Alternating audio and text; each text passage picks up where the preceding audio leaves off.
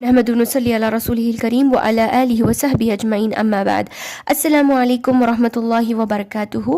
उम्मीद है अब आप लोगों को सूरतुल कहफ पढ़ते हुए अच्छा लग रहा होगा, क्योंकि हम लोगों ने बहुत सारा माना और तर्जुमा इसका सीखा है। इंशाअल्लाह आइंदा और सीखने के बाद आपको सूरतुल कहफ पढ़ना और अच्छा लगेगा, क्योंकि समझ कर पढ़ने से और ज़्यादा फ़ायदा होता है और दिलचस्पी बढ़ती है। तो गुज़िश्ता वीडियो में हम लोगों ने आयत नंबर 12 तक पढ़ा था। चलिए आगे बढ़ते हैं आयत नंबर 13 की तरफ। औज़ु बिल्लाहि मिनश शैतानिर रजीम, बिस्मिल्लाहिर रहमानिर रहीम। नहनु नक़ुस्सु अलैका नबअहुम बिल हक़, हमने बयान किया तुम पर हक़ की ख़बर को। यहाँ से अल्लाह ताला उन नौजवानों का जो क़िस्सा, जो वाक़या आने वाला है, जो स्टोरी आने वाली है, वो तफसील से अल्लाह ताला ज़िक्र कर रहा है। इससे पहले अल्लाह ताला ने एक छोटा सा इंट्रोडक्शन दिया था, अब अल्लाह ताला यहाँ से तफसीलन उनका वाक़या ज़िक्र कर रहा है। तो अल्लाह के रसूल से अल्लाह कह रहा है कि हमने आप पर इस वाक़े को, जो कि हक़ है, कैसा था वाक़े में वो क़िस्सा, वो अल्लाह ताला यहाँ से बयान कर रहा है। इन्नहुम, बेशक वो नौजवान, फित्यतुन अगर ग्रामेटिकली देखा जाए 9 या 9 से कम लोगों की एक ग्रुप को कहा जाता है जो कि नौजवान है। बहरहाल उसकी जो बहस है वो आगे आएगी इंशाअल्लाह कि ये लोग कितने थे। तो वो नौजवान आमनु, ईमान लाए थे, बिरब्बिहिम, उनके रब पर, वज़िदनाहुम हुदा, और हमने उनकी हिदायत को और ज़्यादा कर दिया। ये आयत और इस जैसी कई आयतें, जैसे सूरह मोहम्मद आयत नंबर 17, सूरह तौबा आयत नंबर 124, सूरतुल फत जैसी आयतों में अल्लाह ताला ने कहा कि ईमान जो लाते अल्लाह हम उनकी ईमान को और ज़्यादा कर देता है, उनकी हिदायत को और ज़्यादा करता है।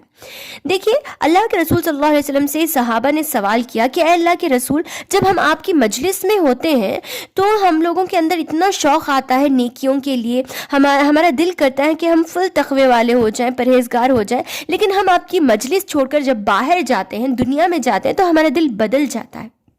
तो अल्लाह के रसूल सल्लल्लाहु अलैहि वसल्लम ने फरमाया, ज़ाकल ईमान, ईमान इसी तरीके से घटता और बढ़ता रहता है। तो इस जैसी आयतों से हमें मालूम होता है कि ईमान घटता और बढ़ता है। अब आप लोगों को ये तशवीश हो रही होगी कि आखिर ये वाक़या है क्या, ये क़िस्सा क्या है, कि वो नौजवान कौन थे और उनके साथ क्या हुआ था। ये मैं आपको अब तफसील से बताती हूँ, गौर से सुनिएगा। देखिए, अहसनुल बयान में ज़िक्र किया गया है कि ये जो नौजवान थे ईसा अलैहिस्सलाम के पैरोकार थे, लेकिन बाज़ लोग कहते हैं कि नहीं, ये ईसा अलैहिस्सलाम से भी पहले का वाक़या है, वल्लाहु आलम। लेकिन इब्न कसीर रहमहुल्लाह ने दूसरे कौल को, यानी ईसा अलैहिस्सलाम से भी पहले का ये वाक़या है, इसी कौल को तरजीह दी है और यही शायद ज़्यादा राजिह कौल है, वल्लाहु आलम। बहरहाल उस ज़माने में एक बादशाह था जिसका नाम दकियानूस था। ये बादशाह बुत बनाता और लोगों को बुतों की पूजा करने पर मजबूर करता, लोगों को नज़र नियाज पेश करने, बुतों के लिए नज़र नियाज पेश करने पर उभारता। यहाँ तक कि जो नौजवान थे, उन नौजवानों को ये चीज़ें पसंद नहीं थी। उस बादशाह ने एक ईद का मेला लगाया और तमाम लोगों को उसमें बुलाया। बादशाह के इस मेले में वो नौजवान भी आए अपने बाप दादाओं के साथ, हालांकि उन्हें ये मजलिस बिल्कुल पसंद नहीं थी, क्योंकि उन सबको वहाँ मिलना था, अल्लाह का इत्तफाक था। वो तमाम नौजवान इस मेले में आए और वो उन लोगों ने जब देखा कि यहाँ पर गैरुल्लाह के लिए, यानी बुतों के लिए बकरे ज़ुबाह किए जा रहे हैं, उनके लिए नाच गाना हो रहा है और मुख्तलिफ़ चीज़ें हो रही हैं, तो उनमें से एक नौजवान पहले बेजार हो गया और आकर एक दरख्त के नीचे उसने साया लिया। जब दूसरे नौजवान ने उसे देखा तो वो भी आ गया, और जब तीसरे ने उनको देखा तो उसे भी हिम्मत आई, वो भी आकर खड़ा हो गया। ऐसे करते करते वो नौजवान यहाँ पर जमा हो गए। इन लोगों के अंदर एक ही बात थी, उनके दिल में एक ही चीज़ थी, लेकिन सब एक दूसरे से बताने से डर रहे थे, क्योंकि उन्हें ये लगता था कि अगर अपने ख़यालात का वो इजहार करें तो हो सकता है बादशाह को इसकी खबर हो जाए और हम लोगों को सज़ा मिले। इसलिए वो नौजवान एक दूसरे को न जानते हुए खामोश रह गए। लेकिन उनमें से जो चालाक था उसने कहा कि भाइयों, कोई तो वजह होगी कि हम लोग सब इस मेले को, इस ईद के मौके को छोड़कर हम यहाँ सबसे अलग इस पेड़ के नीचे जमा हुए हैं।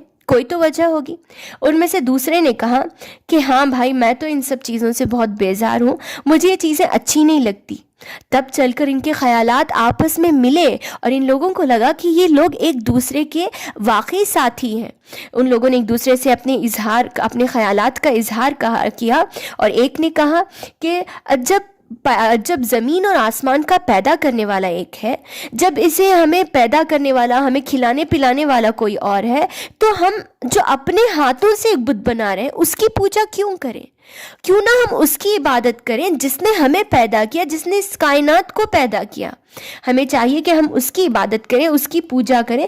جب ان کے خیالات مل گئے تو یہ لوگ سب ایک گہرے دوست بن گئے اور ایمان کے ساتھی بن گئے، اور تب ان لوگوں نے ارادہ کیا کہ یہ سب ملتے رہیں گے۔ جب عید کا میلہ ختم ہو گیا، ان لوگوں نے ایک جگہ مقرر کر لی جہاں پر یہ لوگ سب جمع ہوتے تھے، اور وہاں پر اللہ کی عبادت انہوں نے شروع کی۔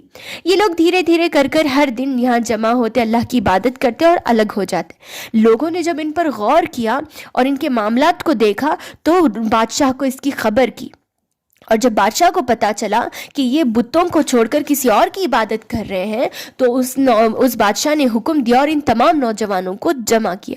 جب یہ نوجوان اس کے بادشاہ کے دربار میں جمع ہوئے اور بادشاہ نے انہیں کہا کہ تمہاری ہمت کیسے ہوئی کہ تم نے میرے بنائے ہوئے بتوں کو چھوڑ کر کسی اور کی تم نے پوجا کی؟ تب ان نوجوانوں نے ڈٹ کر مقابلہ کرتے ہوئے وَزِدْنَاهُمْ هُدًى، ہم نے ان کی ہدایت کو اور زیادہ کر دیا، بجائے اس کے کہ وہ ڈر جاتے۔ ان کے آس پاس پورے سپاہی موجود تھے، ان کے ہاتھوں میں تلواریں تھیں، وہ چاہتے تو خاموش ہو سکتے تھے، لیکن انہوں نے ڈٹ کر مقابلہ کیا اور انہوں نے توحید بادشاہ کے سامنے پیش کی، ساری دنیا کو توحید پیش کی، اور کہا کہ اللہ ہمارا رب ہے، ہم صرف اور صرف اسی کی عبادت کریں گے، اس کے علاوہ ہم کسی اور کی عبادت نہیں کریں گے۔ جب ان کا یہ کہنا تھا تو بادشاہ کو فوراً غصہ آ گیا، چونکہ یہ مالدار لوگوں کی اولاد تھی، تو ان کے پاس سے ان کے لباس اور ان کے جو مال دولت جو کچھ ان کے پاس تھا سب ان سے بادشاہ نے چھیننے کا حکم دیا، اور کہا دیکھتے ہیں کہ اب یہ لوگ کیا کریں گے۔ اگر اس کے بعد بھی ان لوگوں نے یہی حرکت جاری رکھی تو میں انہیں سخت سزا دوں گا۔ لیکن نوجوانوں نے اسی موقع کو غنیمت جانا، ان لوگوں کے دلوں کو اللہ تعالیٰ نے ایسے مضبوط کر دیا کہ ان لوگوں نے ارادہ کر لیا کہ بادشاہ نے جب ہمیں ایک موقع دے ہی دیا ہے تو یہی موقع ہے یہاں سے بھاگنے کا۔ یہ سب متفق ہوئے اور یہ لوگ مل کر ایک غار میں جا کر ان لوگوں نے پناہ لے لی۔ انہوں نے ایک غار میں جا کر سب لوگوں سے چھپتے ہوئے اللہ کی عبادت کی، اور وہاں پر ان لوگوں نے پناہ لی۔ اللہ تعالیٰ نے انہیں سارے زمانے سے چھپانے کے لیے نیند ان پر طاری کر دی، یہاں تک کہ 309 سال یہ لوگ یہاں پر سوئے رہے، اور اللہ تعالیٰ نے ان کی حفاظت کی۔ 309 سال تک انہوں نے کسی چیز نے انہیں چھوا نہیں۔ یہ اللہ تعالیٰ کی ذات ہے، جو کسی کی حفاظت کرنا چاہے تو کوئی انہیں توڑ نہیں سکتا۔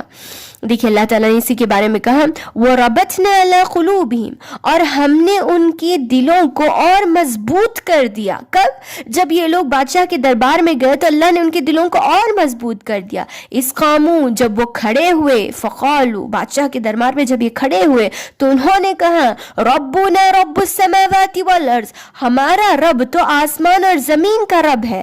لَن نَّدْعُوَ مِن دُونِهِ، ہم ہرگز نہیں پکاریں گے اس کے علاوہ کسی معبود کو، الہن معبود، لن ہرگز نہیں، ندعو پکارنا، ہرگز نہیں پکاریں گے اس کے علاوہ کسی معبود کو۔ لقد قلنا اذا شططا، اگر ہم نے ایسا کیا تو ہم نے تو حد سے تجاوز کر دیا، ہم نے تو حد سے گزری ہوئی بات کر دی، ہم نے تو گناہ کر دیا اگر ہم نے ایسا کیا، کیونکہ اصل مالک تو آسمان اور زمین کو پیدا کرنے والا رب ہے، تو اسے چھوڑ کر ہم کسی اور کی کیوں عبادت کریں؟ تو اللہ تعالیٰ ان کے دلوں کو ایسا مضبوط کر دیا کہ سپاہیوں اور تمام چیزوں کے موجود ہوتے ہوئے ڈرے بغیر ان لوگوں نے ان کا مقابلہ کیا اور دربار میں انہوں نے دعوت توحید پیش کی۔ انشاءاللہ آئندہ کے لیے السلام علیکم ورحمۃ اللہ وبرکاتہ۔